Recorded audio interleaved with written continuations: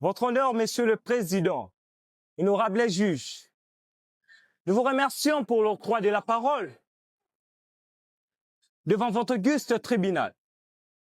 Nous sommes maître Kabalou Kabea Gershom, cet avocat inscrit près la cour d'appel de Kinshasa Matete. Monsieur le Président, il y a un adage latin qui dit Veritas nunquam perit, qui veut dire la vérité ne périt jamais. Nous sommes convaincus que la vérité devant votre auguste tribunal. Monsieur le Président, nul n'est censé ignorer la loi. Et de ce fait que nous nous présentons devant votre auguste tribunal. Monsieur le Président, notre client, Monsieur Clément Lukusa, a été victime, non pas d'une infraction, mais de l'exercice légitime de ses droits fondamentaux, qui est garanti par la Constitution de notre pays. Sur la violation du droit à la liberté d'expression. Monsieur le Président, l'article 23 de la Constitution dispose en termes clairs toute personne a droit à la liberté d'expression. Ces droits impliquent la liberté d'exprimer ses opinions ou ses convictions, notamment par la parole, écrit et image, sous réserve du respect de la loi et de l'ordre public et de bonnes mœurs. Monsieur le Président, il s'est décidé d'éclairer votre auguste tribunal sous les conditions de l'arrestation de notre client. Monsieur Lukusa, qui constitue une flagrante violation de ces règles fondamentaux. Procédure pénale congolais et des droits humains. Notre client a été appréhendé arbitrairement par des agents de la police nationale. Il est crucial de rappeler à cette cour que la durée légale de la garde à vue en droit congolais est fixée à 48 heures.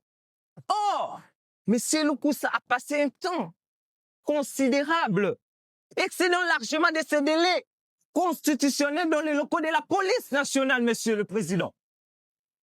Votre honneur, vous constaterez par vous-même la violation grave et répétée des dispositions constitutionnelles par des agents de la police nationale, pourtant censés être les gardiens de la légalité et de la conformité, Monsieur le Président. Il convient également de noter et souligner les traitements inhumains et dégradants infligés à notre client dès son arrestation. Il a été brutalisé, tabassé et torturé.